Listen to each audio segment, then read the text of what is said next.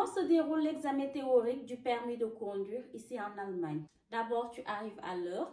Le surveillant va prendre le temps de vérifier l'identité, c'est-à-dire tu présentes ta pièce d'identité, ton Aufenthaltstitel. Ce qui est important aussi est que dès le début de l'examen, tu signales au surveillant que tu fais l'examen en français, en anglais ou une autre langue. Après, le surveillant va vous donner des tablettes. Il donne le feu vert et c'est là que vous commencez à cocher les réponses. C'est les questions à choix multiples. Vous cochez les bonnes réponses et dès que vous êtes sûr que vous avez tout coché, vous pouvez valider. L'examen en question dure environ 45 minutes et vous avez droit jusqu'à 10 fautes. Et une fois que tu valides ton examen, c'est là que va s'afficher le résultat tout de suite. Tu vas voir si tu as réussi ou pas. Et si tu as réussi ou bien si tu as validé, tu signales au surveillant que tu as fini et il vient ranger la tablette. Et si par malchance tu n'as pas réussi, tu peux reprendre le test ultérieurement. Je te donne quelques astuces pour réussir ton examen théorique du permis de conduire ici en Allemagne. Lis attentivement chaque question,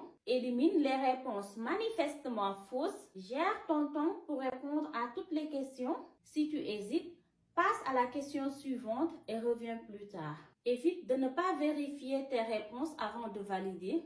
Fais attention aux détails et aux mots-clés dans les questions et gardez son calme le jour de l'examen. Vocabulaire permis de conduire en allemand, traduit en français. Der Blinker, ça veut dire le feu clignotant. Das Abblendlicht, ça veut dire le feu de croisement. Das Standlicht, ça veut dire le feu de position. Das Fernlicht, ça veut dire le feu de route. Das Bremslicht, ça veut dire le feu de freinage. Der Rückfahrscheinwerfer, ça veut dire le feu de recul. Der Nebelscheinwerfer, le feu de brouillard avant. Die Nebelschlussleuchte, le feu de brouillard arrière. Das Fernlicht, c'est-à-dire les feux de route, sont utilisés pour éclairer la route à longue distance, notamment sur les routes peu éclairées ou en dehors des zones urbaines. Das Abblendlicht, c'est-à-dire les feux de croisement, sont utilisés sur les routes à courte distance, par exemple en ville où il y a d'autres usagers, pour ne pas éblouir les autres usagers. Der Blinker, c'est-à-dire le feu clignotant, sont utilisés pour indiquer la direction de la voiture. C'est-à-dire, si tu veux tourner à gauche, tu vas signaler le feu clignotant sur la gauche. Tu vas utiliser aussi le blinker quand tu veux signaler qu'il y a un Hindernis, c'est-à-dire un obstacle sur la route. Der Nebelscheinwerfer, c'est-à-dire le feu de brouillard avant, améliore la visibilité en cas de brouillard, de pluie ou de neige. Die Nebelschlussleuchte, le feu de brouillard arrière, avertissent les autres usagers de la route de la présence d'un véhicule en cas de brouillard, de pluie ou de neige. Je vais te montrer une technique simple pour réduire le stress lors de l'examen pratique. Alors on commence. Inspire lentement par le nez en gonflant ton ventre pendant environ 4 secondes. Retiens ton souffle pendant 2 secondes, puis expire lentement par la bouche pendant 6 secondes en dégonflant ton ventre. Répète cet exercice plusieurs fois pour te sentir plus détendu. Il y a aussi la technique de la visualisation positive. Imaginez-vous en train de réussir votre examen et de conduire de manière confiante. Essayez de voir l'examen comme une expérience positive et une occasion pour démontrer vos compétences. Concentrez-vous sur la route, suivez les instructions de votre examinateur et de ne pas vous laisser distraire par vos pensées. Évitez de consommer avant votre examen trop de caféine ou de stimulants car cela peut augmenter votre niveau de stress. Arriver en avance à l'examen vous donne le temps de vous calmer et de vous préparer. Vous pouvez par exemple arriver une demi-heure ou 20 minutes à l'avance. Allez, vas-y, tu peux le faire. Tu vas le faire. Je te fais confiance. Allez, vas-y, fonce. Comment se déroule l'examen pratique du permis de conduire? Déjà, tu arrives à l'heure. 15 minutes à l'avance, c'est déjà bon. Dans les cas normaux, tu conduis avec la voiture avec laquelle tu as fait ton auto-école. Tu as fait tout ton entraînement. Tu conduis avec cette voiture-là le jour de l'examen pratique. Il y a déjà ton moniteur de l'auto-école qui est sur place. L'examinateur arrive, il fait un contrôle d'identité.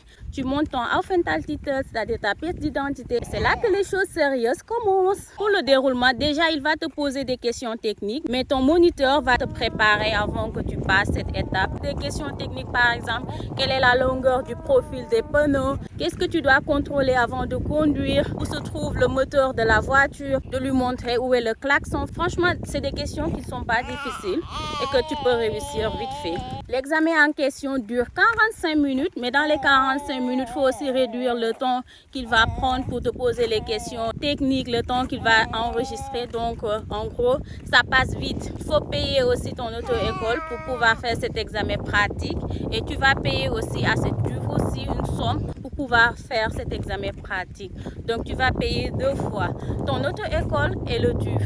Après que les questions techniques sont déjà bouclées, l'examinateur va te dire de démarrer et il va commencer à te donner des instructions. Par exemple, il va te dire en avance d'aller tout droit et la prochaine intersection de prendre à gauche ou bien de prendre à droite. Je te conseille vraiment de conduire calmement parce que tu peux le faire. En fait, c'est pas diable, on se prend la tête, on se fait beaucoup de stress, mais c'est pas si difficile en fait. L'examen pratique de conduite, c'est comme en fait un cours d'auto-école normal, seulement que c'est l'examinateur qui est là et il contrôle. Et surtout d'avoir une conduite sécuritaire avant de faire les manœuvres. Tout ce que tu dois faire, tu contrôles, tu regardes de gauche à droite. Surtout, il se peut qu'ils te disent de faire 2 manœuvres ou 3, ça dépend. Garer en parallèle, faire le créneau ou bien le freinage d'urgence. Et dès que tu réussis toutes ces manœuvres-là et que tu as bien conduit, il va te dire de conduire au TUV, c'est-à-dire le point de départ au TUV, là qu'il va faire les dernières formalités. Et c'est là que se termine ton examen. Ce qui est important aussi est qu'ils font parfois des pièges. Ils te disent d'ouvrir la porte de la voiture et ça c'est un piège. Dès qu'ils te disent ça,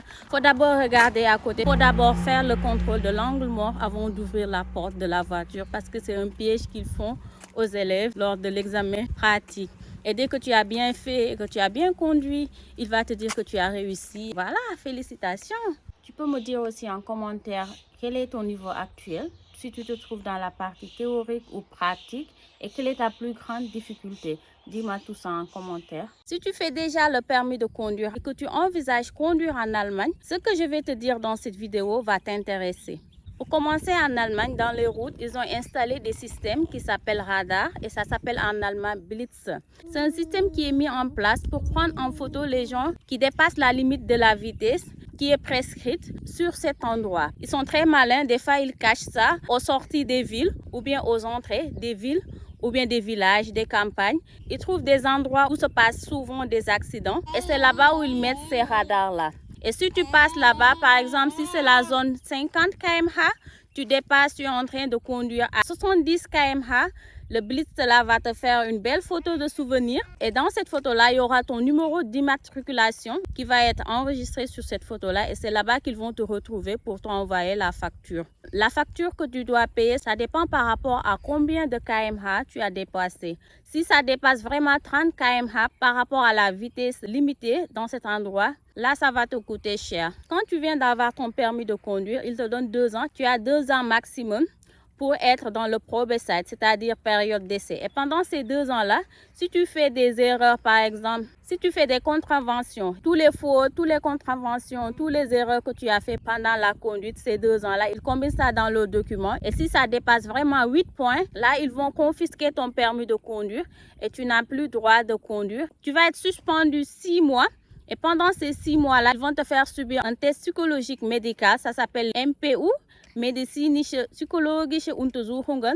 Et dans ce test-là, dès que tu réussis le test-là et que c'est positif, après tu pourras retrouver ton permis de conduire. Parmi les erreurs à ne pas faire, c'est vraiment brûler les feux rouges. Quand il y a accident, on regarde qui a fait la faute pour voir qui va payer aussi les charges, comment l'assurance va payer et comment ils vont se partager les charges. Les passages aux piétons aussi, c'est très respecté en Allemagne. Si tu vois un piéton qui arrive, il faut vraiment prendre le temps de s'arrêter et de lui laisser passer. Les cyclistes aussi. Il se peut aussi que tu conduis la nuit et que la police t'arrête. Ils te font subir un test d'alcool. Ça aussi, c'est fréquent. Conduite en état d'ivresse, c'est vraiment à éviter. Franchement, c'est des choses à savoir pour éviter de faire ces erreurs-là.